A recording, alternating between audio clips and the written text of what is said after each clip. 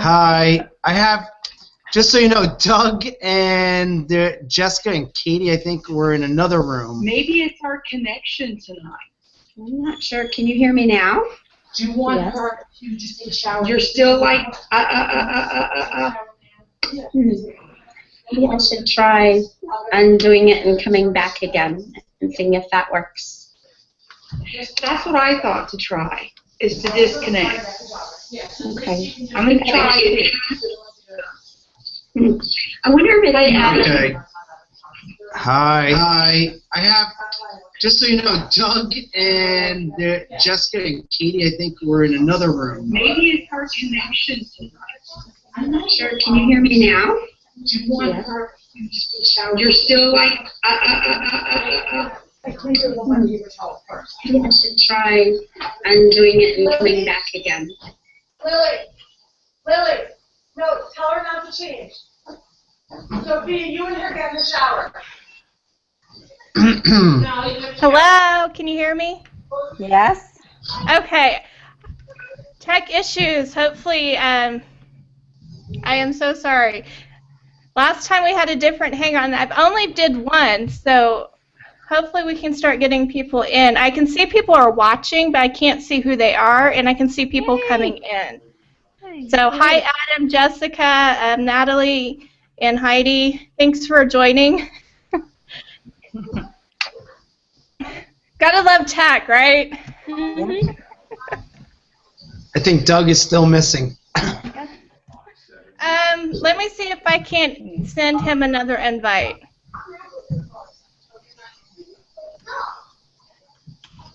Katie, I don't mean to be mean, but I'm going to step out because everybody sounds so terrible right now on my and so I'm just going to drop out and reconnect and see if it helps me. Okay.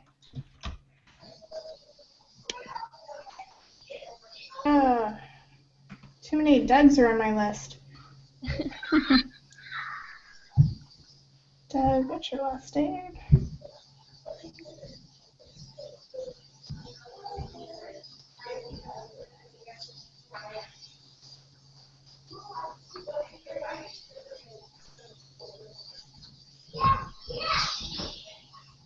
Okay, well, I'm trying to find Doug. I have apparently lots of Dougs in my contacts.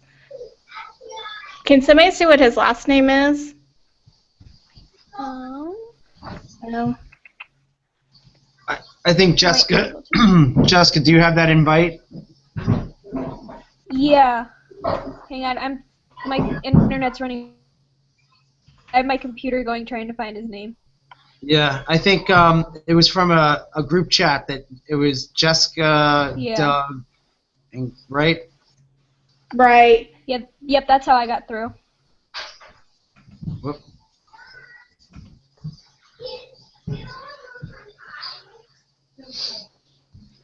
Okay, well, we're trying to get some people in, and you know, we'll get this to work one day, and it'll be smooth, and we'll just laugh about these last two.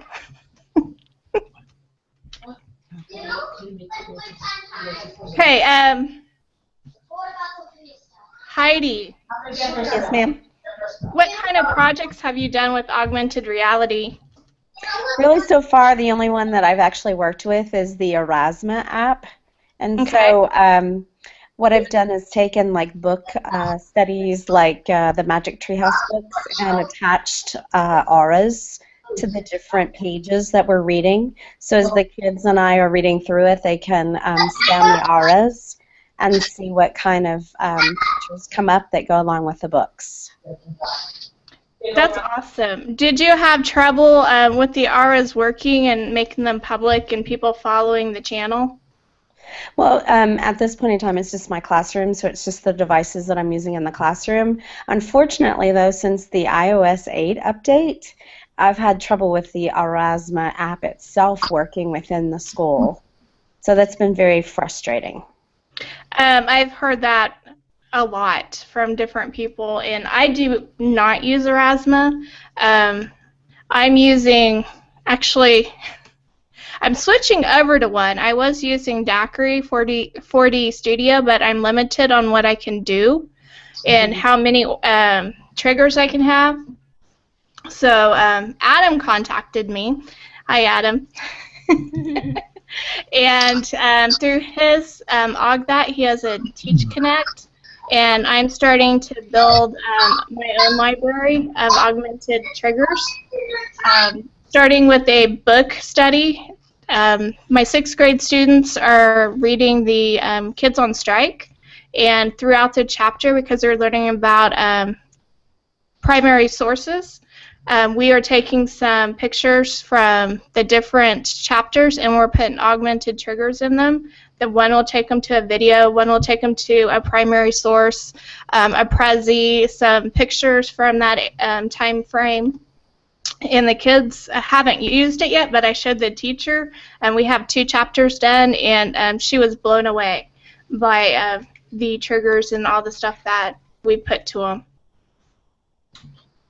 And which app is this? Which? It's Augmented, and there's a Teach Connect. It's where teachers can submit their trigger image and the content they want to be augmented, and they put it all together for you, and they'll let you know when it's ready.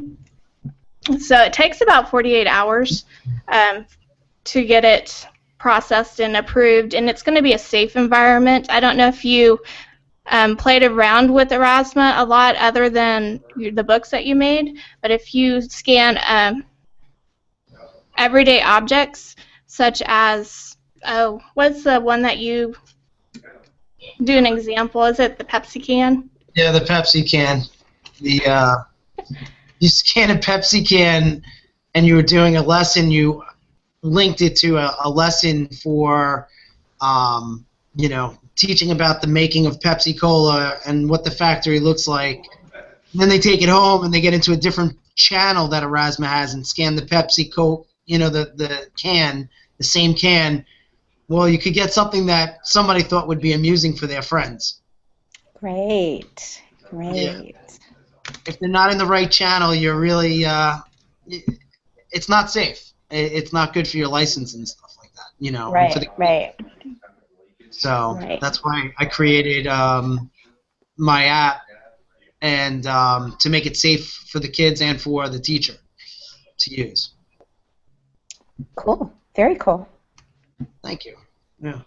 So. Yesterday, I had a chance to meet with Oklahoma educators through the Ed Camp Oklahoma City. And I demonstrated some of the triggers that are with Augmented, and they were literally with the 360-degree triggers were blown away. They really enjoyed it. I did a Smackdown app at the end of the Ed Camp, and mouths dropped when I presented that to a couple hundred people. Cool. Very cool. Thanks, Katie. Okay, I'm getting some people trying to get in, so if you guys will share a little bit more, I'm going to try and get Ian in. Yeah, so Heidi, have you just used Erasmus? That's the only one I have 2nd graders, so that's the only one that we've been using right now. It was just easy to create the channel, and it's easy to create the trigger images with the iPads that we have in the classroom.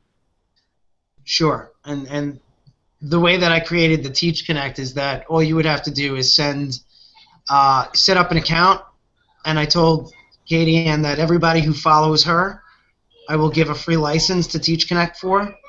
Then you send it over, and we'll actually link it for you. So you would send over a video link or some type of document, and they would scan it. Hey, Doug. So, made it. Hi, Doug.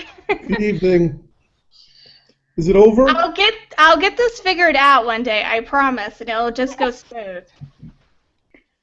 Well, that link that Adam posted seemed to solve everything, so. Okay. Yep.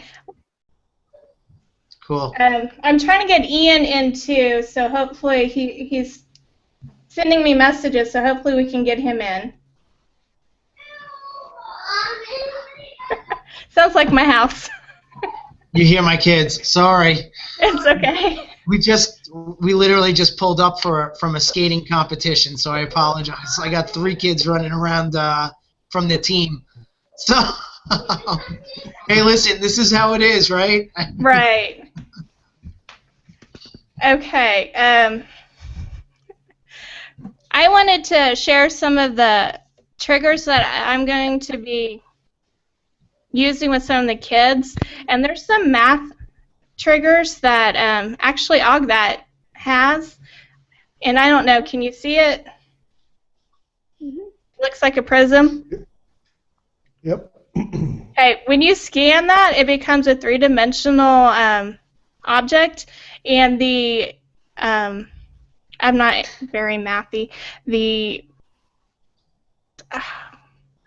VH or V equals VH area, the volume shows up. Thank you.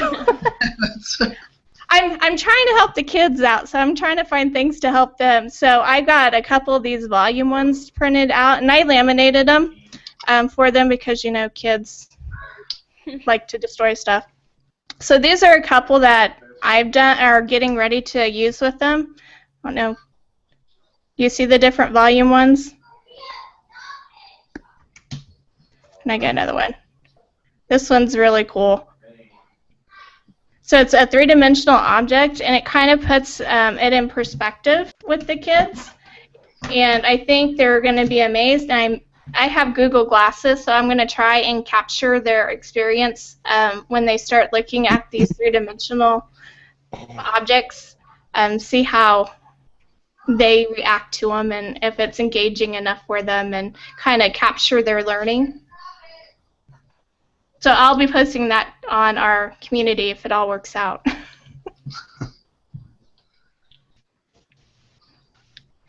I don't want to do all the talking, so you guys have to kind of jump in and talk too.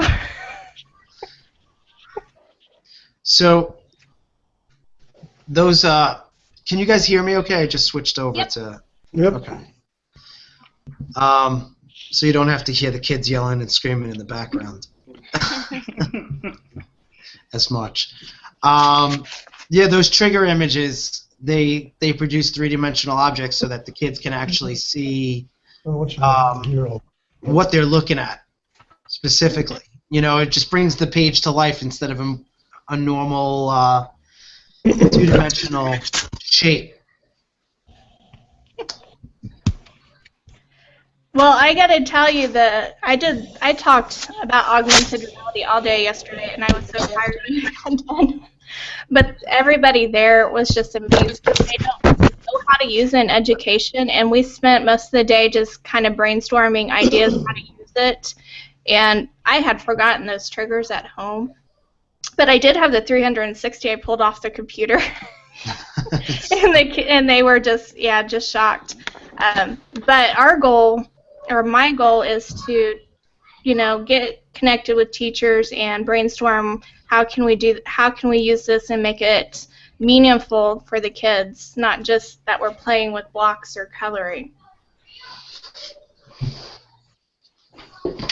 So that's the question I have for you. What kind of augmented trigger or object you think that you could use that would be a meaningful experience for your kids? Well, I'm augmenting their textbooks.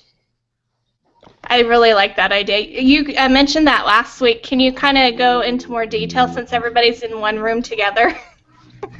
For me, the challenge here has always been using this to, well, I teach junior high, right? And when I have kids do research, especially on iPads or their laptops, especially, but you know, they don't really understand how to parse a result set that comes back from the internet. In a lot of ways, the internet's just too large for a lot of these minds at this point in their life. And so I can now use these tools to kind of shrink the internet down so that it becomes a meaningful source of information for them. And when I take a textbook, I can augment parts of that textbook and take them precisely to where on the internet their learning is going to be augmented by me choosing what they get exposed to. They really can't traverse the results of the internet meaningful in a lot of situations, probably because of the age group that I'm working with. So you're not certainly going to augment every page in a book. That's crazy. But I augment their covers, front and back. And my Algebra 1 book, which is an advanced Algebra 1 class for junior high, has 12 chapters. And every chapter heading in that book I've enriched.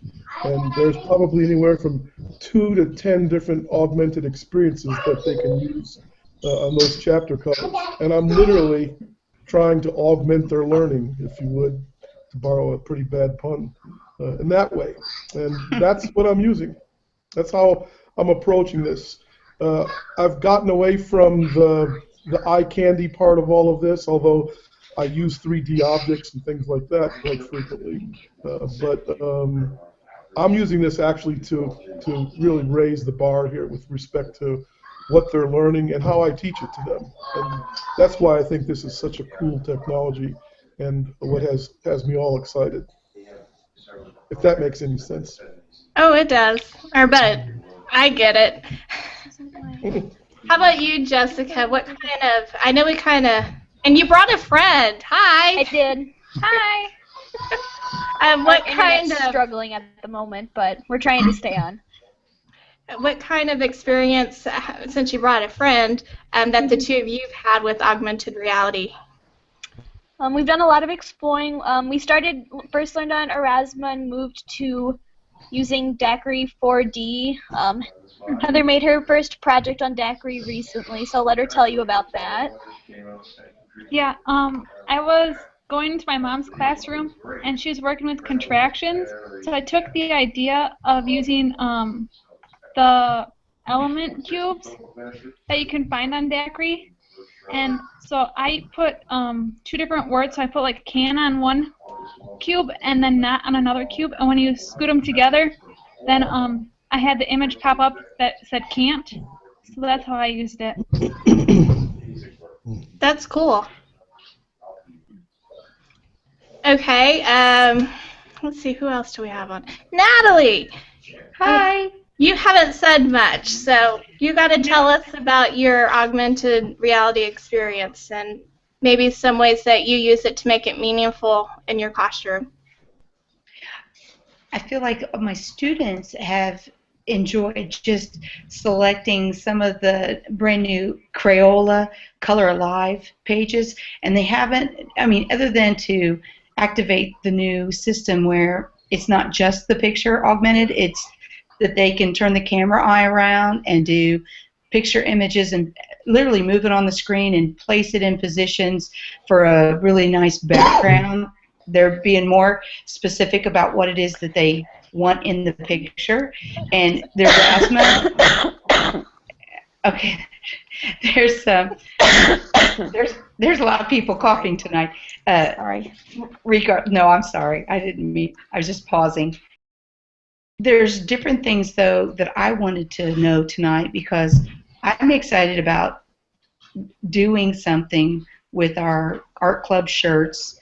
I'd like to have a trigger on our art club shirts that we're designing and trying to figure out a way to have something, you know, since it's a static image that we design, that we could trigger it and create something. And then I also have an idea that I want to do for our new room, or well, we're moving into a remodeled room at the high school, and the middle school is kind of a merging of the two. There's a brand new building for middle school that I am a part of, but I'm not a part of because I got relocated into the high school remodeled room.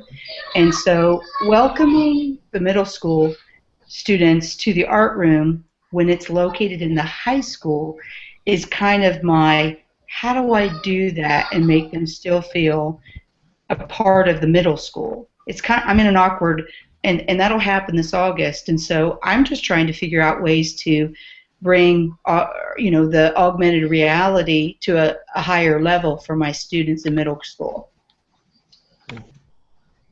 I like your shirt idea. What would you like to add to it once you have your design? Well, we're getting ready to go on a big field trip over to Columbus, Ohio, and and so we're trying to figure out whether we're going to do that or not, and we got to get everything in permission-wise, for the superintendent to approve it since we're going across state lines. But that is one of the things we're hoping to do, and then there's so many nice things that the students can share about Art Club that if we activate and create those triggers, that the club members could be participants in the video clip or whatever we create. So that's kind of what I'm thinking, but I'm not sure of myself to know exactly what to do and how to do it. That's why I'm here. Hey, Natalie, just so you know, one of the things that I have within my product line is called the pipeline. So we literally take a logo, and wherever that logo is on a T-shirt, a bumper sticker, wherever it might be, you can scan it, and it'll bring it to a principal's newsletter, a calendar, a video. That might be a good fit for you to take that logo and tie it to the video or picture collage you were looking at. That sounds great. And when I was on the other day, last week, I realized you were in the room on the Hangout, and I heard all about that, and I was excited. I was like, oh, this sounds like the right thing for me. It sounds like a good fit for the educators. And the one thing, when you said it was for teachers, I know my students in middle school are getting to the point where the two girls tonight on the Hangout, they're saying, I've tried this, I've tried that. My middle school students want to have a way to create an account that they can start taking this journey with me. So, I'm excited to do it, but they're also, they understand it enough, and they think it's such a cool experience that they want to create triggers just because of all of what I've had as conversation in my classrooms already. They get how it works. Now they want to make their own. But I don't want to cross the line where they're doing something with their image that's not original. And we can have them both up, and then when one X out, we can still hear. Keep going. Sorry. Go right ahead. So I was really stressing because the other week when we were talking about copyright law, there's so many different images on the Creative Commons, and then there's so many people that'll say, oh, we've got embedded triggers, but I've kept pushing my students in the art room to be thinking of images that they would design, hence the reason why we're designing our t-shirts, so that we had something original. So if we're activating and we're publishing our trigger, it's our trigger, like we've actually created it. I like that. It needs to be original work by the students. There's so much that they can do, and it just opens up their creativity, and it becomes theirs. Mm-hmm. I just thought, too, that would be a great way that the students could do something for the new move this fall, that they could trigger images that they wanted to either draw and create, and see, that's the tricky thing too, since we're in a brand new building, then what is okay to take a picture of? And when you said you would do logos, Adam, I think that's right, that you would see the sign to our building is huge up on the big outside brick wall. And I thought, well, just that right there would be a really cool thing to trigger. And then the irony is we're the Hawks for Driver Middle School, but they're the Falcons for the high school. And I wanted to somehow differentiate between the two mascots for the schools when we trigger them. That was one of my other adventures. I like how your mind works. I have been brainstorming a lot, just trying, I've been learning and doing the journey with Daiquiri and the science connections. And I use it for a writing prompt when we do the Color Alive now. And once before, I did it with the Color. I love that. My students are engaged. I found that my special education students that have different degrees of autism love that. There is an engagement and an intrigue, and they will continually work it. Like they never get tired. Well, the other students are never tired of it, but I just noticed a learning style when I've observed those students in a different way. And so just connecting that and making it very individualized learning, using the triggers, there's something magical about it and how those students react to it in my classrooms. I have to agree. I have an autistic student that I've had since the 6th grade, and he's an 8th grader now. When he first came to me, he wouldn't talk, he wouldn't engage, I mean, nothing. He was so inside himself, and I gave him just a coloring page, and he started coloring it, and then I showed him, you know, look, it's magical. And now he's like my best friend. He talks to me. He's standing up, and I got him to record in front of a green screen. So he, just because of that one interaction, and he finds, I keep all these pages so that he can color them and all these triggers. So he has, I have a desk area where he can just sit and play with them. And I'm probably one of the only teachers he's connected like that with, just because I went outside the box and tried to find something that engaged him, that he understood, and it's kind of amazing. And I am going to be helping Greg. He's in Australia, and we're doing some research on augmented reality and with autism. So that's coming. That'll be interesting to listen to, because I've taken so many different notes since I started this journey with augmented reality, and that's been 2 years ago. There's lots of documents that I've taken and written, so making those connections and finding out more about what other people have researched or just discovered. I think it's kind of like that great frontier. Teachers are starting to engage using technology more, but then they're starting to try to figure out where is the best bang for your buck, you know, whether to purchase certain apps, does it really prove successful? And I think the AR apps have been super. Like, I just want to do more with them because I know how well they've worked in my classrooms.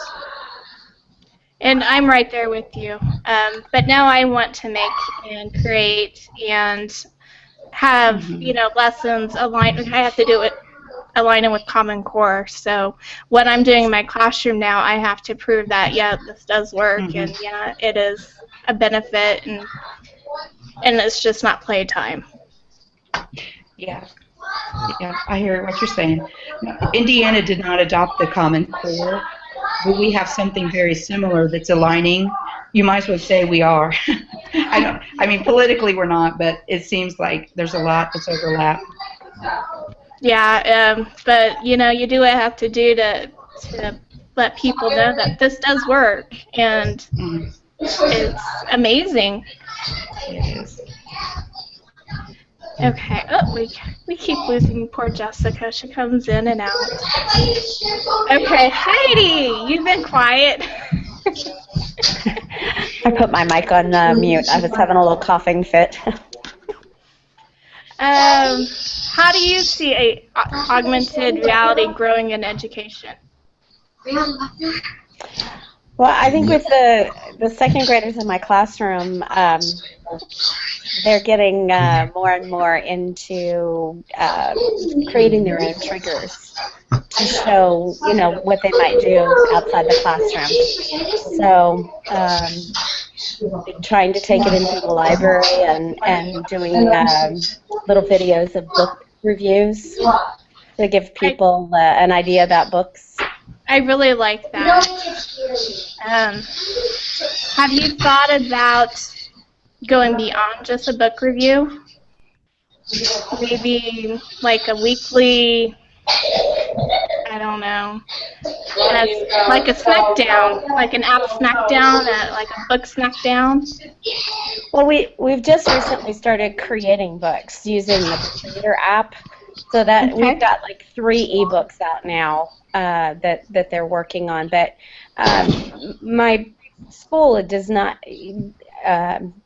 like the iPads that I have in my room are iPads that I purchased. So the technology in the school is not quite where I would like it to be. We're definitely not one-to-one in any way, stretch our imagination. So just trying to use what I have to the best of the ability and get the kids creating rather than just playing on them. That's been a big thing. I like the creating part. Are there any questions that we can answer about augmented reality, or maybe give you some help with a project that you would like to do? I would love to talk more about your T-shirt, Natalie. But we kind of need to know where you want to go with that. And you get the logo type thing, but we need to maybe brainstorm what you want to happen, what kind of experience you want. Is it just one that you can trigger it to, or is it multiple things? Like, that's where I've heard different programs that you can have multiple triggers, and others it's just one thing that features and links it to one. So can you clear? It depends on the image. I'll let you go. So for right now, it's really based on the single image for the single effect, right? So certain you could program certain images within that picture, which would trigger off. It depends on the platform that you're using and the experience that you're looking for.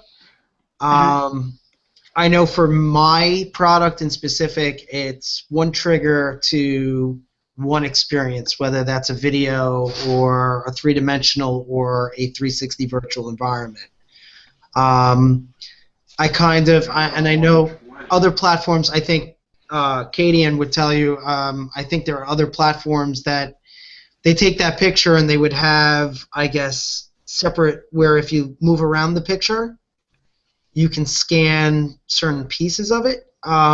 If you had multiple pictures in one picture, if we had multiple trigger images on one sheet of paper, it would work, but it's one trigger image to one experience. So we can take a picture, I can have a picture that has 3 different objects, 4 different objects, 5 different, it doesn't make a difference. And each object would give you a different experience. So I'm gonna jump in there, Adam, if I could. I don't mean to step on. Sure. One of the things that I like, and there are some things I don't, about Layer, and I think we're going to see a lot of these tool platforms all kind of converge at some point. Layer has this system of campaigns, and it's an infinite amount of triggers. And there's something like 25 different augmentations you can put on one trigger. So I have one campaign that has 50 triggers in it, and n number of augmentations on each of those triggers. And that's just incredibly versatile and very powerful. I mean, Erasma and Dacry, they all work with one image as a trigger. That's the project, and you have to work within that confine. But imagine having a campaign with 20 different triggers in it. I mean, that gets really, powerful. That's just a powerful model for me. And the way I'm using it in my classroom, I have one campaign, everything in one room in my classroom. There are 38 triggers, and they're all in one campaign. When a kid fires his iPad up and points at just about anything in my class, the experience takes place there. And it's not just one trigger image. And I did use Layer. That was the very first platform I used to start developing my own triggers. And I understand the campaigns, and I understand that I could have multiple images and add my stuff to it, depending on a website, a slideshow, video, and whatnot. But my problem was I got an ad, every time the kids scanned. And then also, I didn't get to keep my trigger alive for very long. So as soon as it expired, it was gone. So that Katie? was my only issue. Katie, here's the solution to that. You can work in what I call the sandbox, and your development account for the browser that you create campaigns on. You just have your kids log into that account. You never have to publish anything. Nothing ever needs to be published or paid for. And as a result of that, as long as your kids have the Layer app on their iPad and they're logged into your development account, you're good to go. You don't publish anything, there's no ads, there's no money. I've had my account open for over 2 years now, and I haven't had to pay them a dime. And I won't, because they need to fix their business model. They're not looking after our interests here as far as education goes right now. They're coming around. They've given me some free pages. But you don't need to buy it. You don't need to publish your campaigns. You just work in the sandbox. Unless you have to, unless you're traveling a lot outside your district, you can still create Which I do. You can still create a development account and use that with wherever and whomever you go to. And that's the way I got around that constraint. Can I just jump in for 1 sec? Sure. So if you're giving kids so you set up your development account through Layar, Yep. and then you're giving the kids the access to the development account? Yes, but they cannot do anything to it because they're on iPads. And the only thing that you could accidentally get in there and mess up would be going into a browser on a laptop or a desktop computer. iPad Layer's development environment does not really work on an iPad. Right. So could a kid? They don't know. They don't know that anyway. So after 2 years, I've not had anyone actually. That was a calculated risk I took, and so far, it's paid off for me. So. Yeah, I mean, I'm an assistant principal during the day, so for me, my concerns are I don't want to give out any account information. Listen, kids are very smart these days, and if they got in and give it out, I log them in. I log them in myself. I take their devices, log them into their account. Half of them don't even know there's an account that they're logged into. Okay. Actually, more than half of them. So. Absolutely. I'm always about the safety and security. That's all. The looking out. So. And actually, Adam, the reason that I don't publish, like Katie was talking about, is a lot of the ads that come up when you publish for free simply aren't appropriate for middle school kids. Mm-hmm. So I'm gonna run from that. I'm not even gonna get involved in that. So. Yeah. That's what I was worried about too. And Adam, that was the one thing that enticed me when you were talking the last time, is because I want to provide a really secure and safe environment for my middle school students. Sure. I don't need to have a train wreck, and I don't want to have my job in jeopardy. I want to be viewed as the teacher that's bringing them safe technology, not something that I'm just trying to do a trick with.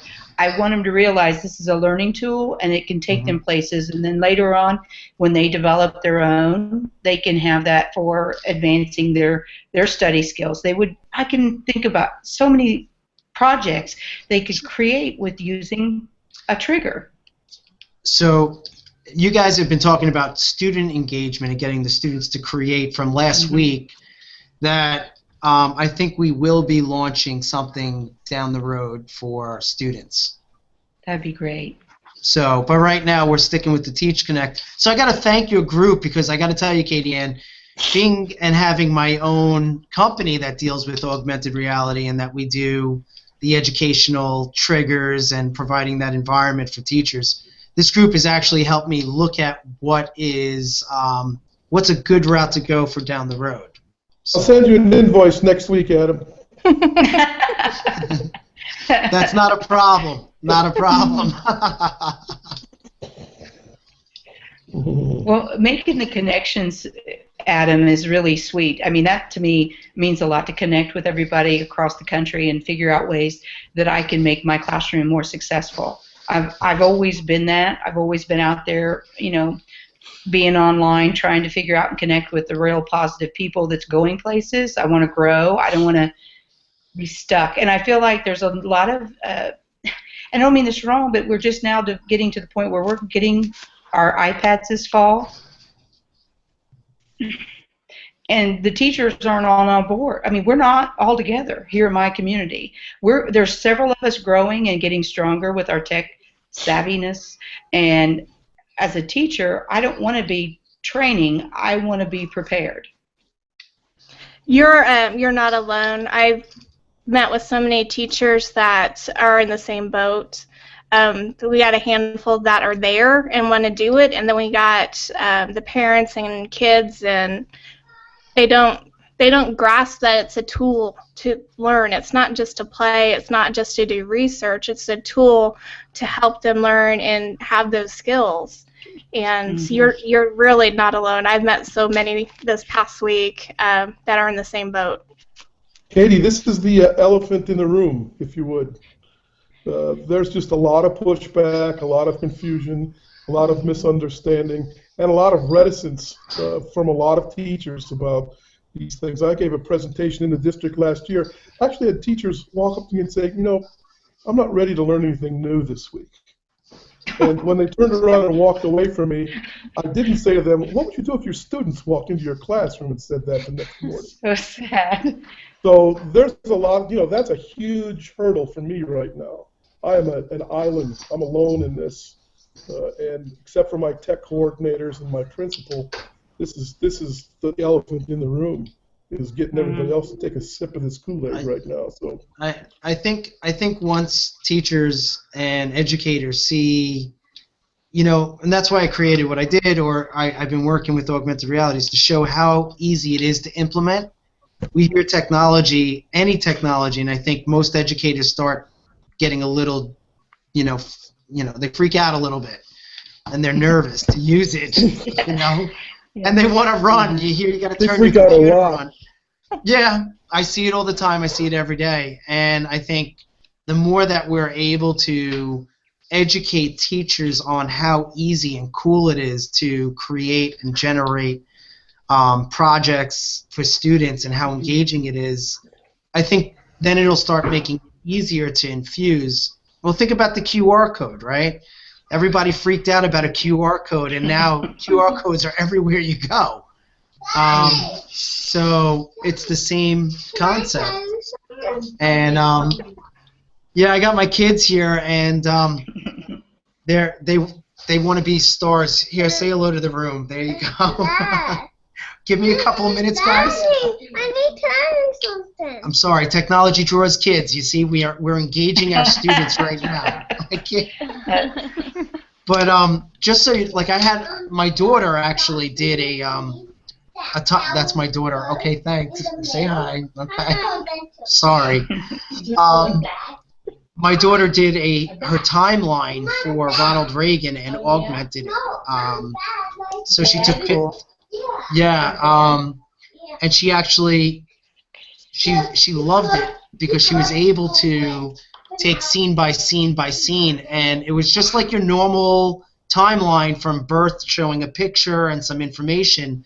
But when she took the iPad over each picture, it actually showed that aspect of history and brought it alive. So now they saw the video of him being, joining the military, his inauguration speech, his life, his death, everything. So teachers need to see how easy it is to use and how kids get excited. I think then it'll break the fear. And that's why I created the group, to get us all connected and learning from each other, so that we're not islands, and to show that it's easy. It really is. If I can get my now 6-year-old using augmented reality, anybody can use it. Well, this has been great, and I am so sorry about the tech issues. We will get this worked out, I promise, and it'll just get better. And hopefully we'll get more people to join in. Yeah. Are there any last questions before we say goodnight? No? I'm looking forward to next week, though, Katie. Good. Well, I will be coming back from Florida on Saturday next week, so I may be a little tired. And maybe tan, Okay. but we'll definitely be on air next week. Just pray that I survive a 2-day bus trip with 70 high school kids. Wow. And my Good daughter. luck, Katie. That'll be fun. Yeah, we're going to Disneyland or Disney out there, and they're going to record in the studio. So I'll have to share out the recording that they make for That'd be band, great. and just pray I make Have it fun. alive back. Have fun. Yes, have fun, Okay. Katie. I will see you guys next week, and bring friends. Okay. I'm Absolutely. going to bring my student teacher. All right. Bye-bye. Good night. Good night. Good night. Good night.